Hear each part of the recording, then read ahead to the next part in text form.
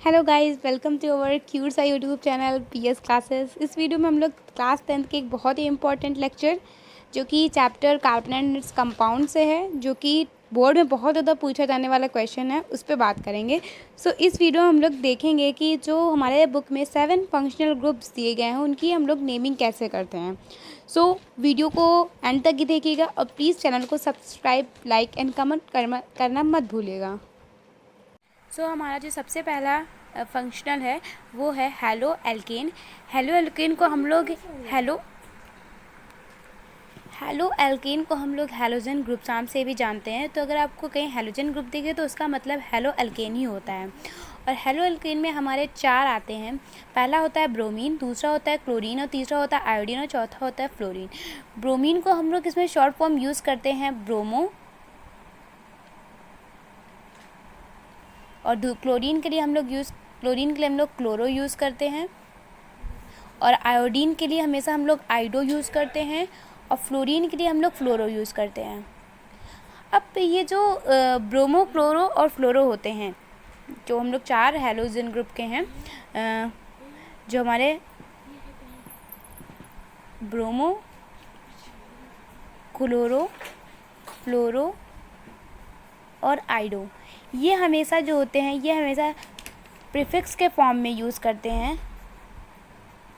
Prefix मतलब pre मतलब पहले, और प्रीफिक्स मतलब होता है जो हमारे कार्बन चेन के पहले आए। मतलब कि पहले हमारा जो हेलोजन ग्रुप लिखा जाएगा,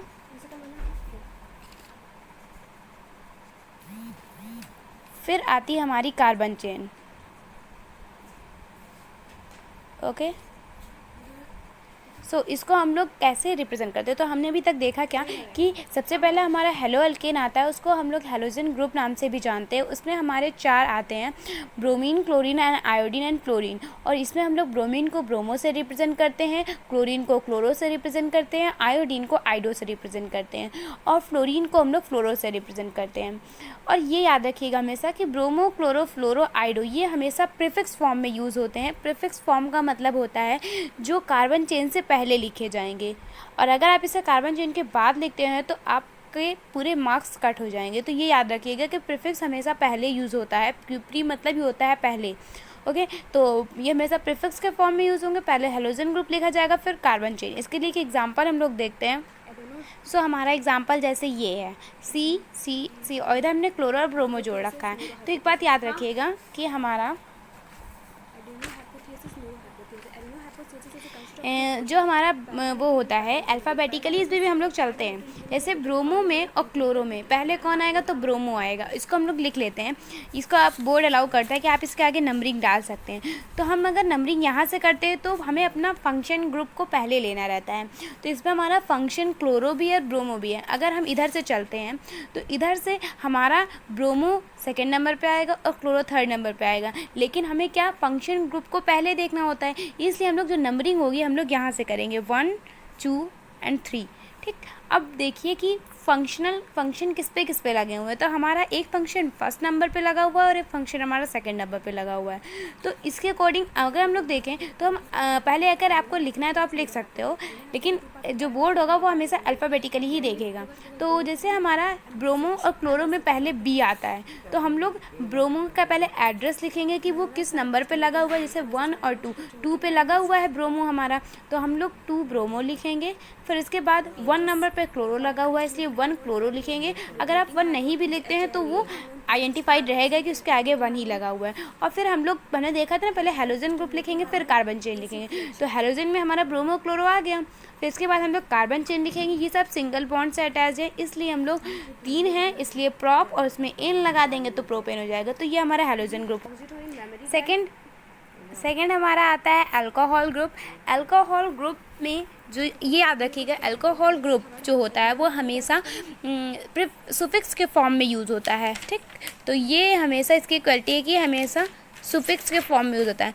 अगर प्रीफिक्स हमारा पहले यूज़ होगा तो सुफिक्स हमारा लास्ट में यूज़ होगा। तो वही, तो इसको हम लोग रिप्रेजेंट करते हैं ऐसे OL से। ठीक, OL से रिप्रेजेंट करते हैं और ये हमेशा सुफिक्स में यूज़ होगा। तो इस सुफिक्स मतलब कि सबसे पहले कार्बन चेन लिखी जाएगी, फिर इसके बाद हमारा लिखा जाएगा अल्कोहल। अब जैसे मैं एग्जांपल एक लेती हूँ तो याद रखिएगा कि अल्कोहल जो है ये हमारा सेकंड फंक्शन में आता है, मतलब सेकंड फंक्शनल ग्रुप है, और इसमें हम लोग इसको हमेशा ये सुफिक्स के फॉर्म में यूज़ होता है। सुफिक्स का फॉर्म मतलब कि बाद में कार्बन चेन के बाद यूज़ होगा, और इसको हम लोग OL से रिप्रेजेंट करते हैं। सो इसका एग्जाम्पल हम लोग लेते हैं। तो देखिए ये हमारा एक एग्जाम्पल है। एग्जाम्पल में देखिए हमारा कार्बन एक है, तो मतलब क्या होगा, मेथ हम लोग को पता है। सबसे पहला कार्बन मेथ, फिर एथ, फिर prop and then but and others. Okay, तो इसमें एक कार्बन है इसलिए मेथ लिखेंगे। आगे हम लोग सबसे पहले कार्बन चेन लिखनी है, ठीक, तो मेथ। अब इसको आप ऐसे भी लिख सकते हैं, मीथेन, फिर एंड देन मीथेन और फिर 1। अब एक ही में लगा रहेगा, ये हमने हाइड्रोजन उसकी को बैलेंस करने के लिए लगाया हुआ है, ठीक, क्योंकि कार्बन की वैलेंसी 4 होती है, इसको आउटर मोस्ट में 4 इलेक्ट्रॉन होते हैं, इसको 4 अपना ऑक्टेट कंप्लीट करने के लिए उसको कोई हाइड्रोजन के साथ ऐड करते हैं। लेकिन यहाँ पे एक हाइड्रोजन की जगह पे ये OH आ गया, मतलब अल्कोहल। OH हमेशा जहाँ पे भी आपको दिखे वहाँ पे अल्कोहल होता है।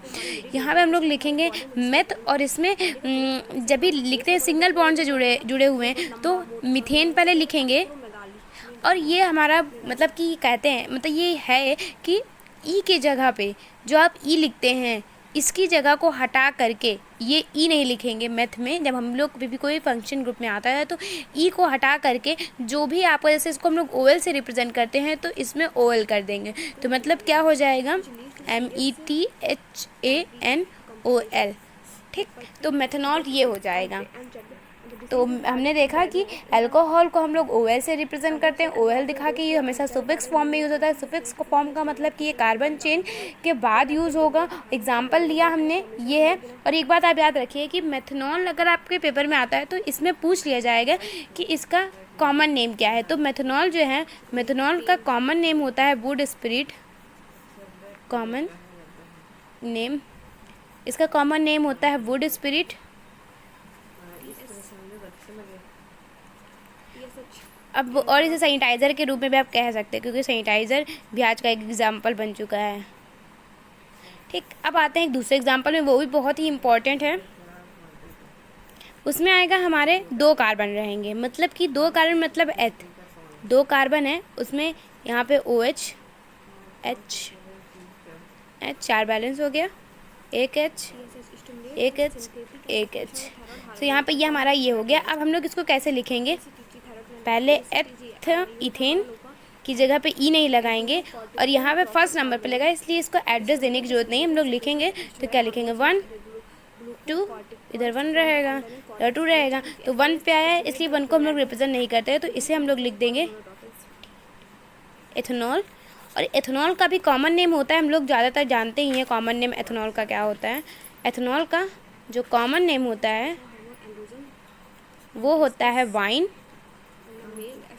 और इसका अगर केमिकल नेम पूछा जाए तो इसका होता है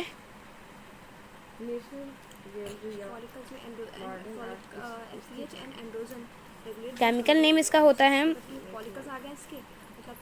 इथिल अल्कोहल।